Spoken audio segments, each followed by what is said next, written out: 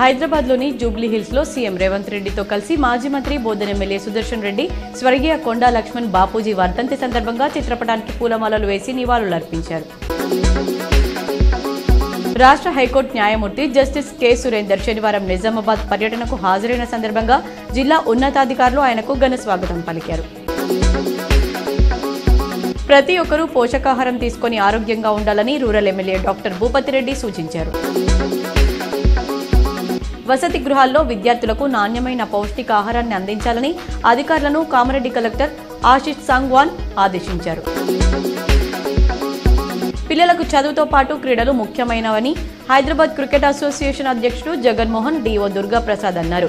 క్రీడల్లో గెలుపోటములు సహజమన్నారు.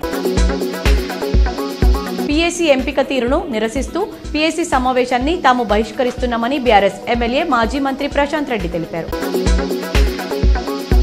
నిజామాబాద్ వ్యవసాయ market committee chairman గా ముప్ప గంగారెడ్డి నియమితులయ్యారు. మార్కెట్ కమిటీని నియమిస్తూ ప్రభుత్వ ఏపీసీ కార్యదర్శి రఘునందన్ రావు ఈ మేరకు ఉత్తర్వులు జారీ చేశారు.